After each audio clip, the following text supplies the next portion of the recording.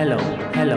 ये जो पब्लिक है ये सब जानती है, पब्लिक है बाबू, ये पब्लिक है पब्लिक। गोवा राज्य में विधानसभा के चुनाव की तारीख डिक्लेयर हो गई है। चुनाव आयोग ने 14 फरवरी को गोवा की सभी 40 सीटों पर चुनाव एक साथ कराने का निर्देश दिया है।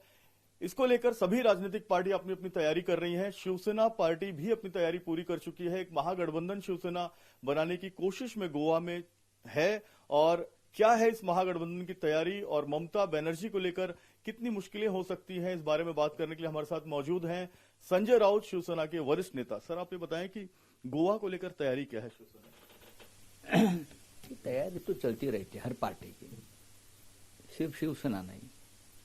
जो राजनीति में है तो चुनाव हमेशा लड़ते हैं, तो महाराष्ट्र से बाहर भी हम चुनाव लड़ते हैं। और गोवा एक ऐसा राज्य है जो महाराष्ट्र से सटा हुआ राज्य है, बॉर्डर स्टेट है। गोवा से हमारा एक पुराना रिश्ता है महाराष्ट्र का, तो वहाँ हमारे लोग काम करते हैं, पार्टी है। लेकिन गोवा की राजनीति तो अजब गजब राजनीति होती है। गोवा में कोई किसी का नहीं होता। गोवा में पार्टी पॉलिटिक्स, आइडियोलॉजी वाला पॉलिटिक्स नहीं चलता। आप देखिए ना, भारतीय जनता पार्टी है। अब अगर भारतीय जनता पार्टी पूरी देख लेंगे आप, जो चुनाव हुआ था पहले 2019 में, वो पार्टी और आज की पार्टी पूरा चेहरा बदल गया है। लगता है कांग्रेस पार्टी ने बीजेपी का नकाब पहना है। अब देखिए, सब पूरी कांग्रेस है अंदर, ओरिजिनल बीजेपी बाहर है। कांग्रेस जो सबसे बड़ी पार्टी उभर कर आई थी, वो अब 2 या 3 पर सिमट गई है।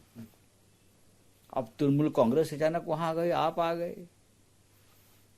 तो ये गोवा का राजनीति का एक चरित्र है हमेशा। तो ऐसे भी हम सबको चुनाव लड़ना पड़ता है।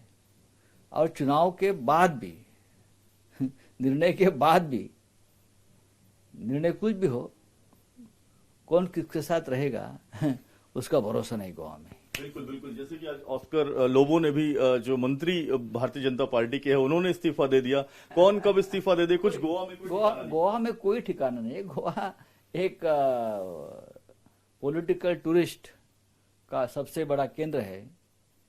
पूरे विदेश से लोग पूरे आते हैं, पूरे वर्ल्ड से लोग आते हैं, लेकिन अंदर ही अंदर भी लोग टूरिज्म करते हैं। जी जी। तो ऐसे में सर, शिवसेना किस तरीके से अपने आप को पेश कर रही है? देखिए, हमारे ओरिजिनल लोग काम करते रहे, चाहे चुनाव हो या ना हो, हमारे लोग काम करते रहेंगे। चुनाव आता है तो लड़ने की कोशिश करते हैं। जब तक लोगों के मन में ये नहीं आए कि हम ऐसे एक पार्टी को चुन के दें जहां पार्टी बदलने वाले लोगों के मन में डर पैदा होगा, जब तक हमारा जैसे लोग विधानसभा में नहीं जाएंगे, तब तक ये चलता ही रहेगा। डर होना चाहिए पार्टी बदलने का। आज मैं इस पार्टी से चुनकर आया है, मैं तुरंत 24 घंटे में पार्टी बदलता हूं। डर नहीं है, इसलिए हो रहा है। अगर हम लोग आएंगे तो ये डर हम पैदा करेंगे। तो आप डर वहां पर लोगों में, खासकर तौर पर जो सदस्य बनेंगे उनमें पैदा करेंगे। लेकिन एक गठबंधन की बात चल रही है, एनसीपी आपके साथ तैयार है आने के लिए। कांग्रेस भी आपको कुछ सीटें दे रही है, लेकिन कांग्रेस हमको कुछ सीटें दे रही है, ऐसा नहीं कि नहीं दे रही। लेकिन हमें चाहते हैं कि एक गठबंधन बने।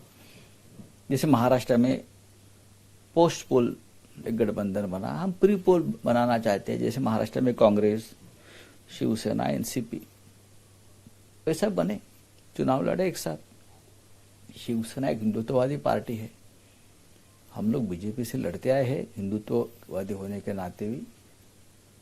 हम होने से कांग्रेस को फायदा होगा, आपको बताता हूं। लेकिन कांग्रेस तो अभी साथ में आने के लिए तैयार नहीं है। उन्होंने आला कमान को निर्देश ये दिया है कि हम स्वयं बल पर जीत जाएंगे। तो ऐसे में कैसे अगर वो जीतते हैं तो आनंद ही आनंद है।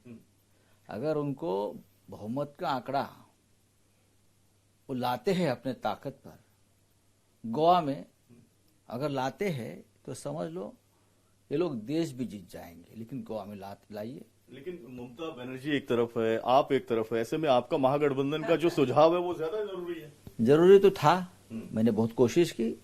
वहां के जो नेता है कांग्रेस के, दिगंबर कामत जी है, गिरीश चोरणकर, दिनेश गुंडूराव जी है हाईकमांड उनके, उनसे बात की मैंने। हम लोग, हमारी बैठक का दौर भी चला, लेकिन वो भी चाहते हो जाए, लेकिन कोई एक दूसरे को सीट छोड़ने को तैयार नहीं। हमारा सुझाव स्पष्ट था, 40 सीटें है गोवा में। कांग्रेस बड़ी पार्टी है आज भी, मैं मानता हूं। अगर 3 एमएलए तक ही रहेगी है, बच गए, फिर भी बड़ी पार्टी है।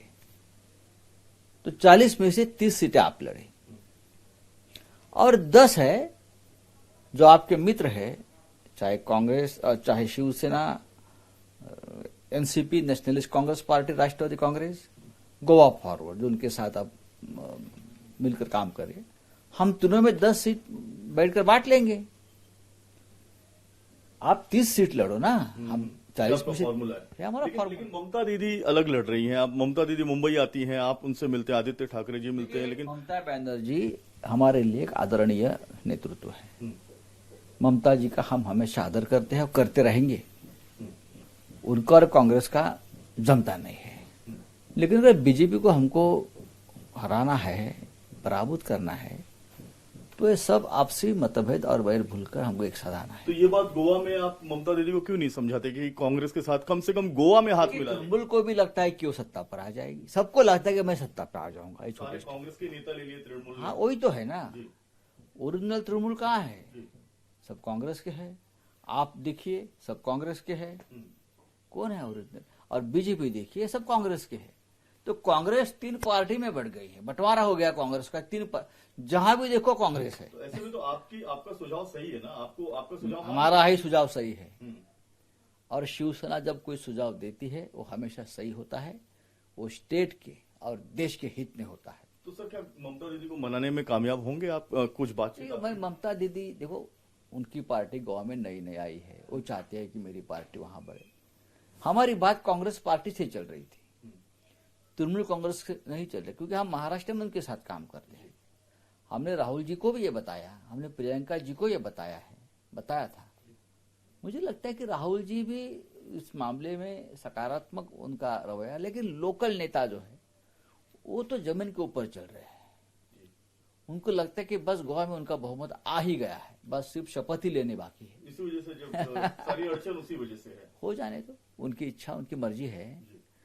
हमको 2-3 सीट देने से कोई प्रॉब्लम, समस्या हल नहीं होती। शिवसेना हमको दे रहे हैं, लेकिन हमारे साथ एनसीपी है और है। विचार सबका होना चाहिए। हम इतने स्वार्थी नहीं है ना कि हमको दिया हम भाग गए, ऐसा नहीं होता।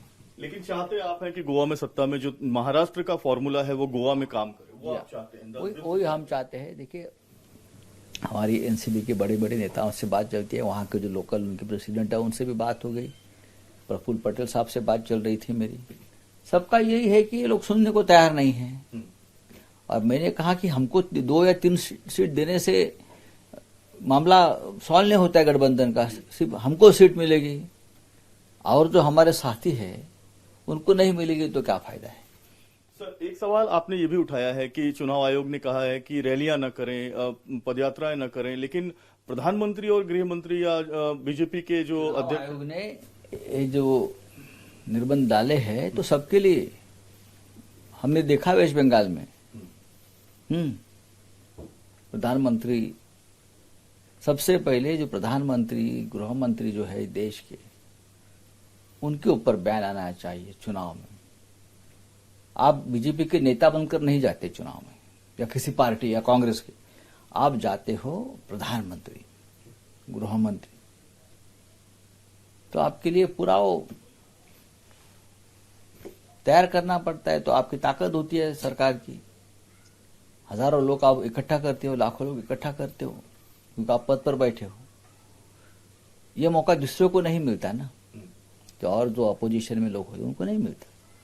तो प्रधानमंत्री को तो सबसे पहले, किसी भी पार्टी के हो प्रधानमंत्री, ऐसे नहीं कि ये है, प्रधानमंत्री गृह मंत्री पद पर जो लोग बैठे, जिनके हाथ में पावर है, उनको तो सबसे पहले रोकना चाहिए चुनाव रैली में आने से।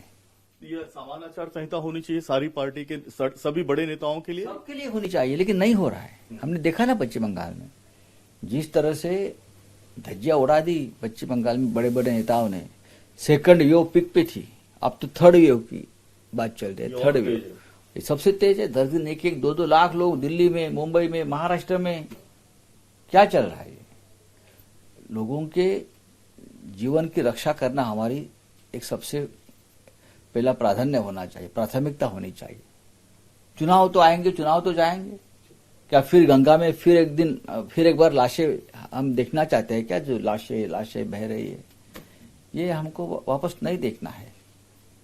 बिल्कुल साफ तौर पर संजय राउत जी ये कहते हुए कि एक फॉर्मूला वो तैयार कर चुके हैं, उस फॉर्मूले के लिए कांग्रेस पार्टी को मनाया जा रहा है, एनसीपी मान चुकी है, कांग्रेस शिवसेना को सीटें देने के लिए तैयार है, लेकिन बात एनसीपी को साथ में लेने की है क्योंकि जो फॉर्मूला महाराष्ट्र में चल रहा है 3 दलों की सरकार का, वही गोवा में भी चले। और जहां तक बात चुनाव प्रचार की है तो संजय राउत जी का साफ कहना है कि चुनाव प्रचार के लिए समान आचार संहिता सभी नेताओं के लिए होनी चाहिए और उसमें प्रधानमंत्री भी शामिल होना चाहिए। कैमरामैन सचिन सावंत के साथ जयप्रकाश सिंह, इंडिया टीवी, मुंबई।